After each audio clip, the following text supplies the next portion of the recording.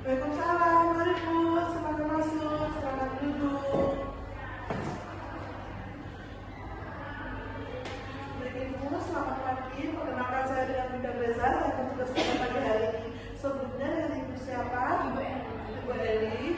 Untuk Ibu Eli yang bisa saya bantu?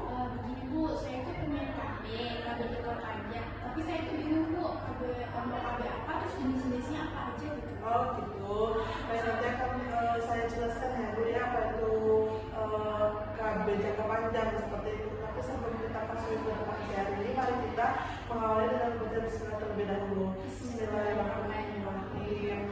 Nanti untuk pesertanya saya akan menjelaskan apa saja sih jangka panjang, manfaatnya, keuntungan dan kerugiannya seperti itu. Untuk waktunya sekitar 10 sampai 15 menit. Apakah itu bersedia? Baik. Sebelumnya saya mau tanya Ibu, kenapa sih mau menggunakan jangka panjang? Karena ini Bu, anak saya itu kan berdua. Yang sebelumnya itu usianya 5 tahun, yang kedua tuh 4 tahun Bu, jadi kebobolan. Oh gitu, karena kebobolan maksudnya pengennya jangka panjang gitu, karena punya penunda dulu lah gitu.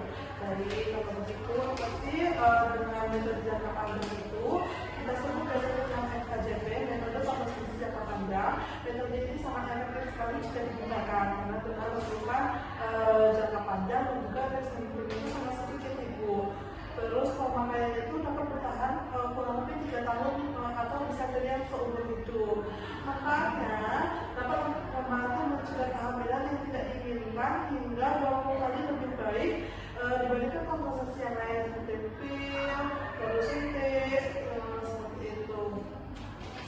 Nah, ini untuk macam-macam dari kontrasepsi jangka panjang itu, yang pertama ada IUD. Biasanya kalau di ujungnya itu disebut dengan spiral itu. Biasanya itu akan dipasang di dalam rahim. Terus untuk kelebihan dari IUD itu bisa dilepas kapan saja, aman untuk ibu menyusui, dan juga mengurangi risiko terkena kanker cervix dan kanker endometrium, dan juga biasanya untuk laki-laki yang meningkat.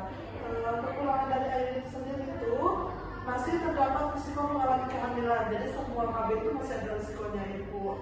Tidak nyaman di perut saat baru dipasang. Kalau awal-awal itu tidak nyaman, baik dari ibu maupun suami gitu. Tapi lama-lama kan merasakan nyaman. Tidak mencegah risiko penularan penyakit kelamin seperti ini.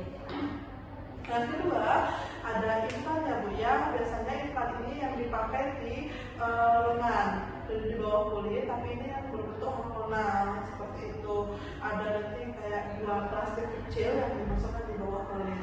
Kelebihannya itu sendiri memiliki efektivitas yang tinggi untuk mencegah kehamilan, aman digunakan pada saat ibu menyusui, menghindari risiko mengalami kanker kandungan dan radang pada panggul.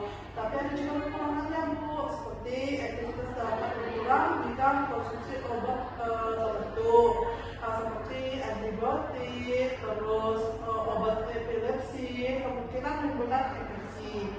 Sekitar 20% wanita pemakai implan tidak mengalami menstruasi karena itu termasuk dari hormonal. Yang selanjutnya ada MOW Bu, metode operasi pada wanita. Metode operasi pada wanita ini yang dikenal dengan ligasi tuba atau tubotomi yang dilakukan dengan menutup kedua tuba lebih dalam tubuh, kayak diikat gitu Bu.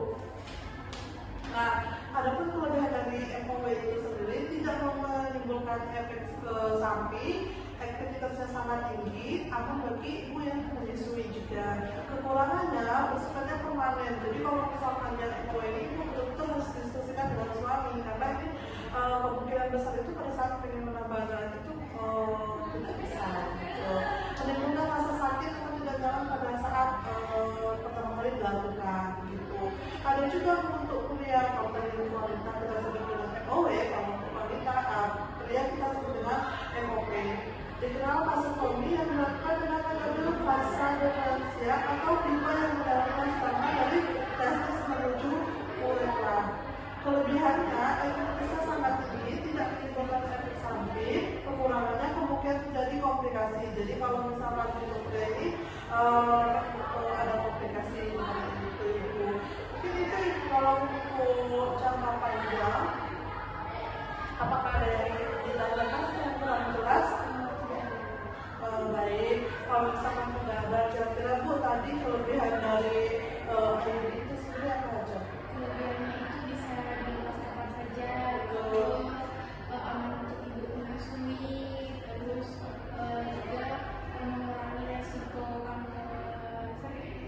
Betul sekali Bu ya, jadi Bu sudah tahu ya, misalkan ada IUD, ada implan, ada ROW, dan juga ada untuk jangka panjang. Jadi Ibu setelah mendapatkan informasi ini, harapannya Ibu bisa menentukan nih, atau misalkan nanti bisa sama suaminya untuk menentukan KB apa yang harus dipakai, dan nanti bisa dapat kembali apa yang harus dilakukan. Seperti itu.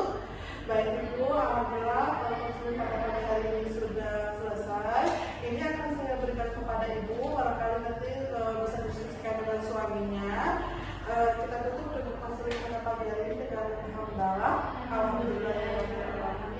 Selamat pagi Ibu, hati-hati di jalan ya. Terima kasih. Terima kasih.